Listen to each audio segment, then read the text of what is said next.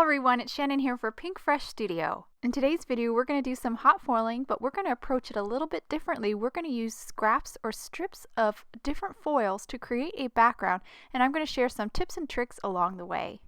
We are going to be using the solid hot foil plate today. That's the only foiling plate we're going to use.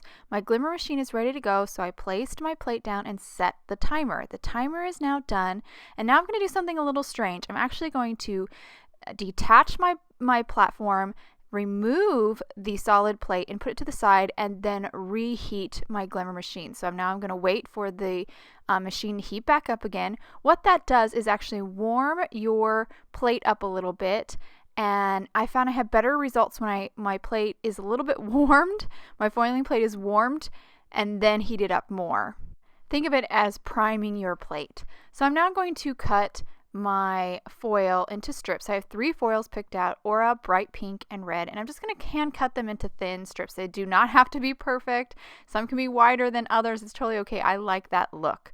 Now I'm going to place my plate back down. It's a little bit warm, and then I'll set my timer again because my machine is ready. Now the timer is done, so it's now ready to, we're actually going to create our sandwich this time. So you can see the timer is no longer blinking. I'm now going to start placing down my foils. I do have my foils sorted by color, and that's just so I can keep track of the pattern I'm creating, and I just found it easier to lay them on my work surface, color side or pretty side down. Started with a red strip and then detached my platform. I typically like to make my sandwich with my platform detached from the base, and then kind of start putting my sandwich together. Now you can see here I'm just kind of creating my pattern with my different strips of colored foils, placing them one next to each other, definitely overlapping them in areas. That's totally okay. In fact, I actually like it when it overlaps a little bit, because we won't end up with so much white space, but I do want a little bit of white space as well. Now I found that if I set a timer here for 1 minute and just kind of allow all that foil to kind of warm up a little bit, I have better results. So a minute has gone by. Now I'm going to grab my A2 panel of hammer meal cardstock. I found this is the best cardstock for foiling. Then I'm going to grab a paper shim. This is 110 pound, just a scrap of cardstock. I also like that. I think that helps with my foiling as well. Then the thin shim, and then the spacer pad. Now I'll just run it through my Spellbinders Platinum, and then you will see the results here. So I'm going to remove, kind of deconstruct my sandwich, and pull up my panel here, and you can see I have some beautiful foiling, but the true test will be when we remove here. At this point, we remove the film. Typically we foil with a big sheet of foil, and then you remove the film on the backing all in one go. Here, because we have a bunch of little strips, I have to remove each one, but you can see as I remove them, pretty much I have a really good foil for all of these pretty solid strips of colored foil. So I really love how this turned out. It's such a fun kind of modern look and very different, and just think how cool this would be if you use some of those pattern foils. That would be really cool. And you can definitely use scraps. I cut mine because in my experimentation I used up all my scraps to kind of figure out the best way to do this, so I ended up having to cut new pieces from my foil rolls, but you could definitely use scraps. So I went ahead and die cut with the Noel die to create these really cool foiled stripy letters. Now we're going to move on to a sub-sentiments. I have the Ornaments Stamp Set here. I'm just going to grab one of these sub-sentiments from the set, place it onto some white cardstock. I'm going to do some heat embossing, so I applied some anti-static powder.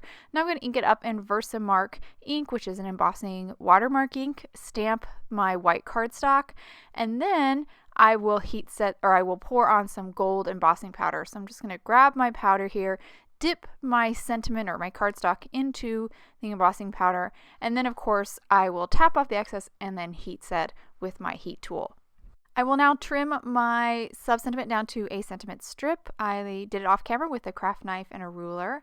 We're now actually ready to put this whole card together. You can see up above I have my Noel letters, and I did add some foam adhesive to the back side.